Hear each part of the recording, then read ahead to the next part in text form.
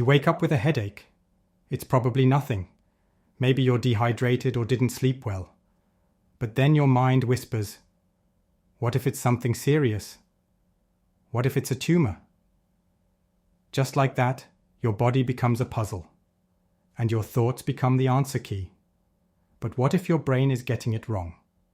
This is what researchers call the inferential leap, and it's the invisible step where symptoms turn into stories, often scary ones.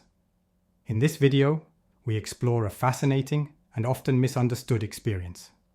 Why we interpret physical symptoms the way we do, how those interpretations shape our health, and how this mental process might actually make us suffer more, even when there's nothing physically wrong. Let's break it down. Your body sends signals all the time. Sensations, aches, tension, fatigue. But those signals don't come with labels. They don't say danger or safe. They're just raw data. So your brain tries to help. It takes that raw data, like chest tightness, and adds a story. Am I having a heart attack? Is this anxiety? Is this serious? This moment, when your brain jumps from a sensation to a conclusion, is the inferential leap. And here's the twist. It doesn't happen rationally. It happens automatically, often shaped by your past experiences, fears, and beliefs.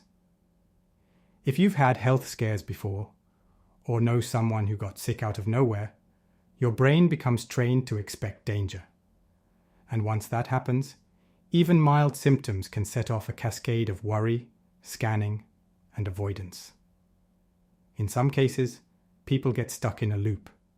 They feel something. They interpret it as dangerous. They become more anxious. The anxiety creates more symptoms, which feeds the cycle. This is often seen in health anxiety, but also in panic disorder, chronic pain, and somatic symptom disorders. And it's not just in your head. Your interpretation can literally shape how your body feels. You tighten up. You become hyper-aware of every twitch or twinge. You feel more pain, not less. But here's the hopeful part.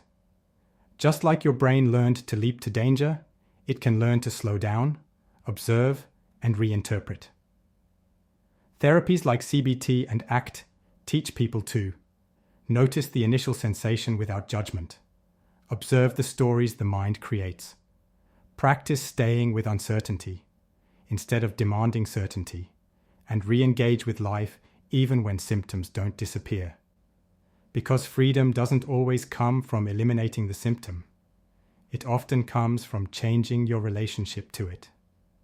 So the next time your mind jumps to a frightening conclusion about your body, pause. Name what's really happening. This is a sensation. This is a thought about that sensation. This is my mind trying to protect me, but it might not be accurate. Your brain is doing its best to keep you safe, but sometimes, to feel better, you don't need more control over your body. You need more trust in your ability to live with uncertainty. That's the real leap worth taking.